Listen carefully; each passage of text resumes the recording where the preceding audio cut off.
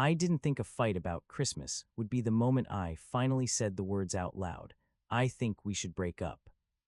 Hey friends, please subscribe and turn on notifications, like this video, and leave a comment with your impressions. This will be a great help. Thank you. We never tire of reminding you. It's all thanks to you.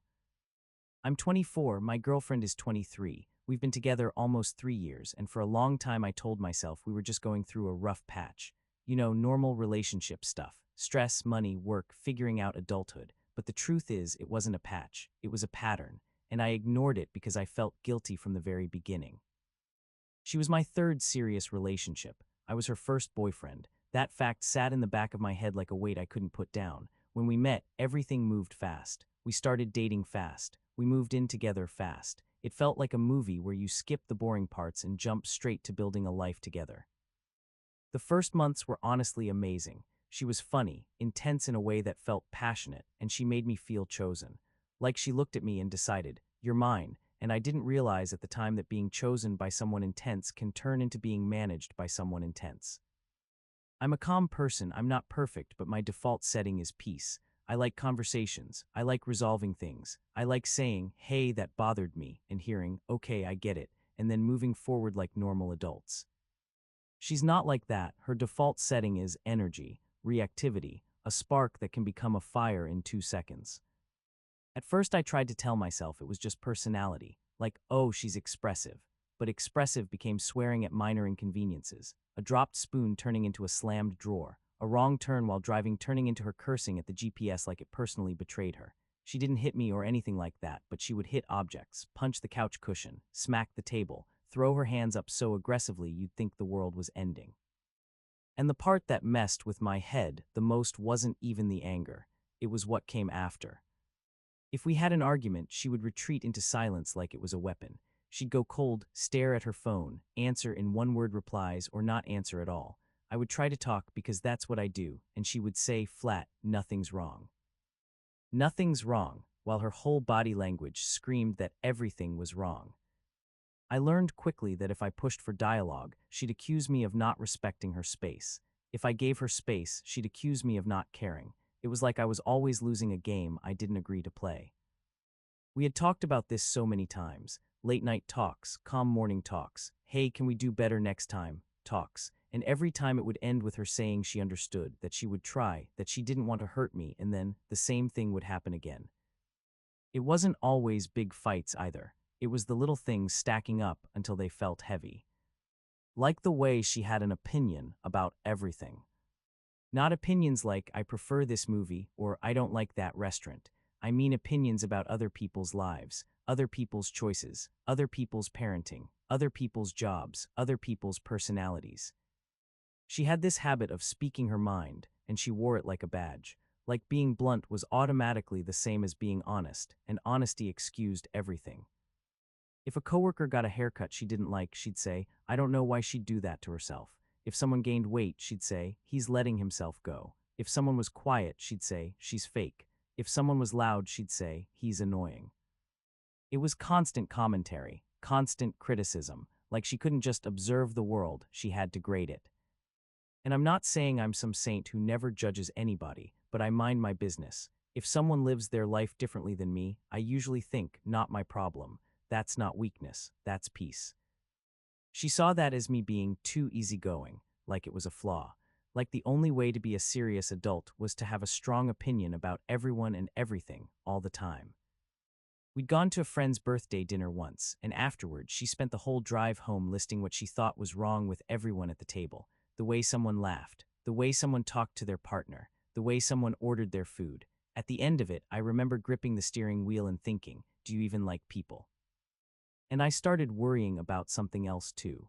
If she judged everyone else that hard, what was she saying about me in her head? The scary thing is, there were moments where she genuinely was sweet. She'd cuddle into me on the couch. She'd bring me a coffee if I had a long day. She'd get excited about little plans, like a weekend trip or trying a new place. So every time I hit a breaking point, I'd look at those sweet moments like proof that we could fix it. Like the sweet version of her was the real her, and the angry version was just stress. But the longer we lived together, the more I understood that both versions were real. And if we stayed together long-term, Both versions would be part of my life. The Christmas argument wasn't the first fight we had, not even close, but it was the one that finally made things clear. Christmas has always been a big deal in my family, not in a fancy way, more like a warm, chaotic, loud way. My mom cooks too much, my siblings run around, we watch old movies. There's always one moment where something burns in the oven and someone laughs and it's just home. My siblings are younger than me. My little sister is 6, my brother is 11, my oldest brother is 17. There's a big age gap, so I've always felt a little protective of them, not in a controlling way, just in a big brother way where you want them to be happy. A few weeks ago, I brought up Christmas plans. I said something like, so we should probably decide what day we're going to my mom's and what day we'll do your family. She barely looked up from her phone and said, I'm not going. At first I thought she meant she didn't want to go on a specific day, so I said, okay, we can adjust. Which day works better? She sighed like I was being slow on purpose. No, I'm not going at all. My stomach dropped. Why? She shrugged and said, because I don't want to be around your siblings. That sentence hit me like a slap because it wasn't just her not wanting to go, it was the reason. My siblings, I said, what did they do? And that's when she launched into it, like she'd been saving the list. She said my 6-year-old sister was spoiled and annoying. She said my 11-year-old brother was messy and gross. And then she said my 17-year-old brother was useless. Useless about a teenager. I remember just staring at her like my brain was buffering, because it was so harsh and so unnecessary, and it came out of her mouth so casually. I tried to keep my voice calm. They're kids. She rolled her eyes. That's not an excuse. I said it kind of is. Kids are messy. Kids can be spoiled sometimes. That's what parenting is. And then she did the thing she always does when she thinks she's right. She leaned forward and got that tone, like she was giving a speech. She said my mom handled them wrong. She said my mom lets them run the house. She said my mom creates those behaviors. She said I should do something about it. That part almost made me laugh because it was so ridiculous. Do something about it, like I was supposed to walk into my mom's home and start disciplining my siblings as if I'm their parent. I said that's not my role. She snapped, that's the problem. You never take a stance on anything. You just let things happen. I said no, I just mind my business. My mom raises her kids. She's doing her best. You don't have to like everything, but calling my brother useless is cruel. She scoffed, I'm just being honest. Someone has to say it. I could feel my patience slipping, but I kept trying to stay steady. I asked, why does everything have to be an opinion? Why does everything have to be a critique? Why can't we just go, be polite, eat food, and come home? And she said something that, for me, was like the final confirmation that we live in different universes. She said, because that's who I am, I speak my mind, everyone is like this, everyone has opinions, deal with it. Everyone is like this. I thought about all the people I've known in my life, my friends, my coworkers, my previous relationships, my family members, and no, not everyone is like that, not like her. Most people can have opinions without turning them into weapons. Most people can be annoyed without turning it into character assassination. I told her no, not everyone is like this. You're acting like being rude is a personality trait you're proud of. That's when her face changed. She got this cold look and said, and you're acting like being passive is a virtue. Passive, that word made me angry because it was unfair. There's a difference between being passive and being peaceful. There's a difference between avoiding conflict because you're scared and avoiding conflict because you value your sanity. I tried again. I said, I'm not asking you to change your personality. I'm asking you to stop insulting people, especially my family, and to communicate like an adult instead of shutting down and pretending nothing's wrong. And she did the thing where she laughed, but not because something was funny. It was a dismissive laugh. She said, you're so dramatic. I sat there and I realized I was exhausted, not tired like I needed sleep, exhausted like I needed a different life. And for the first time, I said it out loud without trying to soften it. I said maybe we should break up. The room went silent, her eyes widened, and for a second I thought she was going to explode, but she didn't. Instead, she went very still. She said, are you serious? I nodded, yeah, I'm serious. She stared at me like I'd betrayed her, like I'd broken some unspoken contract where I agreed to absorb everything forever. She said, "So you're breaking up with me because I don't want to spend Christmas with your annoying family." And even that, how she phrased it, was telling. She didn't say your family. She said your annoying family. I said, "No, I'm breaking up with you because this is what everything turns into. The anger, the judgment, the cold shoulder, the refusal to talk, the way you treat people. I can't do it anymore." She crossed her arms. "Wow, you're really doing this." I said, "I don't want to fight. I don't want to blame you. I don't think we're compatible." That word compatible sounded so polite compared to what I felt. What I felt was, I don't feel safe emotionally with you. I don't feel peace with you. I don't feel respected. But I didn't say all that because I knew it would just become another argument, and I was done arguing.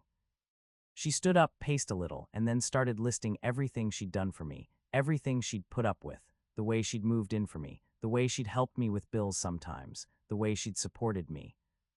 And I could hear this old guilt rising in my chest like it always did, because she had done good things. She wasn't evil. She wasn't some cartoon villain. She was a person with good moments and bad patterns. And then she said the thing that hooked that guilt right back into me. She said, "I gave you everything. I'm your first real adult relationship. You're just going to throw it away. I'm not perfect, but you're demanding too much." I felt that maybe I'm the problem, thought creep in like a shadow. Because yeah, sometimes I wondered if I was being too sensitive, if I was expecting her to be calmer than she naturally is, if I was asking her to change who she is. But then I remembered the facts. Wanting someone to stop insulting your siblings isn't demanding too much. Wanting someone to communicate instead of punishing you with silence isn't demanding too much. Wanting a relationship to feel peaceful more often than it feels tense isn't demanding too much.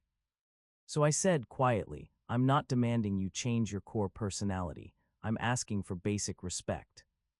She stared at me and her jaw tightened. She didn't scream. She didn't curse. She just looked like she was deciding what weapon to use next. Then she said, "You're going to regret this." It wasn't a threat exactly, but it was meant to land like one, like she wanted me to feel fear or uncertainty. I just said, "Maybe, but I regret staying in something that makes me miserable." She turned away and walked into the bedroom, shutting the door hard enough that the wall rattled a little. And that was the moment the relationship ended in my mind, not because of the door, because of the fact that even at the end, her instinct wasn't to understand, it was to punish. That night was tense. We lived in the same apartment, so there was no clean exit in the moment. She stayed in the bedroom. I stayed on the couch. I couldn't sleep, but I also felt strangely calm, like I'd been holding my breath for months and I finally exhaled.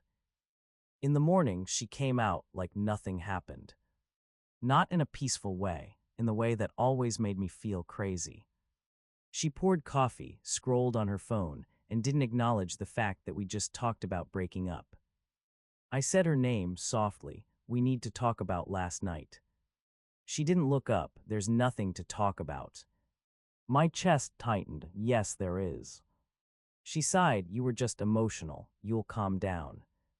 And there it was, the pattern. I say something matters. She decides it doesn't. And if she decides it doesn't, then my feelings are treated like a temporary inconvenience. I said, "I'm calm right now." I meant what I said. She finally looked up. "So you're seriously breaking up with me because I said your sister is spoiled and your brother is messy?" I said, "No, I'm breaking up with you because I can't build a life with someone who reacts like this to everything and refuses to communicate. This is who we are together, and it's not working." She stared at me for a long time, then her eyes got glossy like she might cry. For a split second I thought, okay, maybe we'll have a real moment. But then her face hardened again and she said, "You're just like your family. You avoid anything difficult." I almost laughed, not because it was funny, but because it was so backwards. I was doing the difficult thing. Breaking up is hard. Leaving comfort is hard. Starting over is hard. Staying trapped in a cycle because you're scared of change is what's easy. I didn't say all that. I just said, "I'm not avoiding difficulty. I'm choosing peace." She scoffed and said, "Peace? You mean boredom?" That line stuck with me because it explained so much. For her, peace felt like boredom. For me, peace felt like safety. We spent the next few hours doing the weird, painful logistics talk that no one prepares you for. Who would keep what, when she could move out, how we'd handle the lease, stuff that feels cold but it's necessary. She kept trying to pull the conversation back into emotion. Like she'd say, "So you're just abandoning me," and I'd say, "No, I'm ending a relationship that isn't healthy." She'd say, "You're throwing away 3 years," and I'd say, "I'm not throwing it away, I'm acknowledging what it's become." She'd say, "You're acting like I'm a monster," and I'd say, "I'm not, but I'm not happy." And every time I stayed calm, it almost made her angrier, like my calmness robbed her of the dramatic fight she wanted. At one point she said, "You're so cold." And I almost answered, "No, I'm just tired." Because the truth is, I had cried about this relationship before. I had stressed about it. I had talked to myself late at night, wondering if I was being unfair, wondering if I should just accept her the way she is. But acceptance isn't supposed to mean tolerating disrespect. Later that day, I called my mom. I didn't tell her every detail, but I told her we were probably breaking up. My mom didn't sound surprised, and that alone made me feel something I hadn't expected, relief mixed with sadness. She just said, "Honey, I know you try to make things work with people, but you deserve someone who brings you peace, not chaos." And I realized the people closest to me had probably felt the tension for a long time. I just didn't want to admit it. My girlfriend started packing that evening. Not everything, just some things. Clothes, toiletries, her laptop. She moved between angry silence and sudden tears. It was like she was cycling through every emotion, searching for the one that would make me change my mind. When she cried, I felt that guilt again, because I'm not heartless. Seeing someone hurt, especially someone you once loved deeply, feels awful. But then I remembered the Christmas argument again. My little sister is 6. She's not a villain. She's a child. She laughs loudly. She asks questions. She wants attention. She's learning how to be human. My girlfriend looked at that and decided to label her as spoiled and to punish our entire holiday over it. That wasn't a small issue. That was a window into how she would treat my family long-term, how she would treat our future children if we had them, how she would judge people when they didn't meet her standards. And I couldn't unsee it. Before she left that night, she stood by the door with her bag and said, "You're making a mistake." I said, "Maybe, but it's my mistake to make." She stared at me and said, "You think you'll find someone better." I didn't answer right away because I didn't want to be cruel. I didn't want to turn it into a competition. So I said, "I think I'll find someone more compatible." She rolled her eyes like that word offended her. Then she left. When the door closed, the apartment felt painfully quiet. No tension, no storm waiting to happen, just quiet. And the next feeling that hit me was not triumph. It was grief, real grief, because even when a breakup is the right choice, it still hurts. I sat on the couch and thought about all the good moments we had, the trips, the laughs, the nights we cooked together, the way she used to look at me like I was her whole world. And then I thought about all the moments that made my stomach sink, the cold shoulders, the slammed drawers, the insults, the way I'd dread bringing up anything serious because I knew it would turn into a shutdown or an explosion. I realized I'd been living on edge without admitting it, like I was always trying to keep the peace, but the peace depended on me shrinking my needs. The next day, she texted like nothing happened, just a casual message, "I'll come by later for the rest of my stuff." No apology, no reflection, just logistics. And that's when the guilt started to fade a little, replaced by clarity. Because if she truly understood how her behavior affected me, there would be at least some acknowledgement. Something like, "I'm sorry I hurt you." Something like, "I don't want to lose you, I want to change." Instead, it was like the breakup was just another inconvenience, another thing to criticize, another situation she could frame as me being weak. So what do I think about all of this? I think the biggest trap here is guilt. Feeling guilty because you were her first boyfriend. Feeling guilty because you moved fast. Feeling guilty because she has strong emotions. Feeling guilty because ending it hurts her. But guilt is not a reason to stay in a relationship that doesn't work. Wanting peace, respect, and adult communication is not demanding too much. Those are basics. And if your relationship constantly makes you roll your eyes, constantly makes you anxious, constantly makes you feel like you're walking on eggshells, that's not normal differences. That's incompatibility. Some people confuse being blunt with being honest. Some people confuse being intense with being passionate. Some people confuse giving the cold shoulder with needing space. But at the end of the day, a healthy relationship has to feel like a safe place, not a battlefield that goes quiet and then explodes again. If you're reading your own story and thinking, maybe I'm creating trouble, ask yourself a simple question. If your best friend told you their partner insulted their little sister, called their teenage brother useless, and refused to attend family holidays because of that, would you tell your friend they're asking for too much? Or would you tell them they deserve better? I'd love to hear what you think. Have you ever stayed too long out of guilt, and what finally made you leave?